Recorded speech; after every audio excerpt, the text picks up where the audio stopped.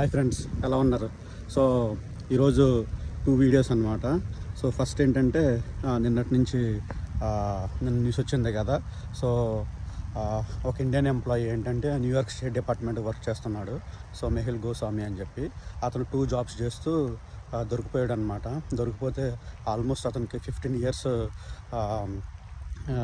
Jail వేశారనమాట.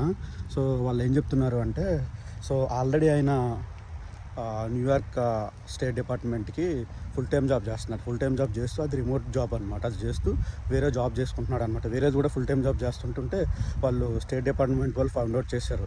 వాళ్ళు ఏం చెప్తున్నారంటే, స్టేట్ డిపార్ట్మెంట్ వాళ్ళు ఇంటిగ్రిటీతో వర్క్ చేయాలి, బట్ ఇందులో what Goswami did is a breach of conduct అని చెప్పి ఆయనకు ఆల్మోస్ట్ 15 years జైలు శిక్ష వేశారు.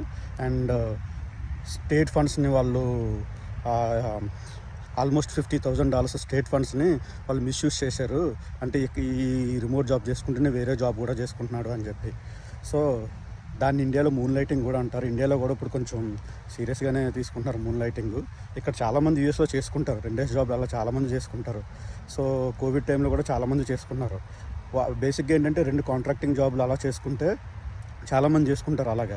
బట్ ఈ కేసులో ఏమైంది అంటే 2 ఫుల్ టైం జాబ్లు అవడం వల్ల, అది స్టేట్ డిపార్ట్మెంట్ వర్క్ చేస్తూ ఇంకో జాబ్ చేసుకోవడం వల్ల ఏంటంటే అది ఇష్యూ అయింది. అది ఫౌండ్ అవుట్ చేసి ఆల్మోస్ట్ 15 years జైలు శిక్ష వేశారనమాట. సో కొంచెం ఇక్కడ యూఎస్లో చేసుకునే వాళ్ళు కూడా కొంచెం జాగ్రత్తగా చూసుకోండి. కొంచెం చేసే ముందు ఏంటంటే కొంచెం వెనక ముందు ఆలోచించండి. So that is one thing. And second case ఏంటంటే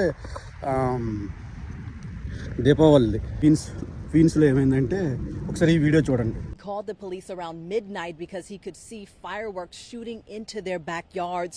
All 3 people who were inside this home sleeping when their house caught fire made it out safely, but the aftermath of this fire is truly devastating. In this video, you can see just how massive those flames were. This is around 2 in the morning. The back of the house burning with flames so bright, it lit up the entire neighborhood. Thick, heavy smoke was thrusting into the sky. FDNY says 2 people were taken to the hospital with non-serious.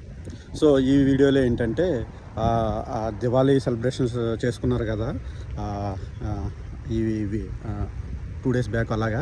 So New York క్వీన్స్లో ఏమైందంటే 2 AM Diwali fire works ఏంటంటే డైరెక్ట్గా ఒక ఇంట్లోకి వెళ్ళిపోయినాయి అనమాట. Already అదే టైంకి ఇంట్లోకి వెళ్ళిపోతే మొత్తం ఇల్లంతా ఫైర్ అంటుకుందనమాట. మొత్తం ఇల్లంతా తగలబడిపోయింది.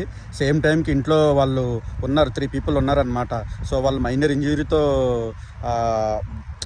ఇంజురీతో సస్టైన్ అయ్యారు. కానీ బట్ 2 houses మొత్తం అయితే మాత్రం తగలబడిపోయినాయి. అండ్ 3 cars కూడా ఏంటంటే బాగానే ఇదైనాయి అనమాట. సో అది ఈ న్యూస్ అనమాట. ఇది న్యూయార్క్ క్వీన్స్లో జరిగింది ఇది.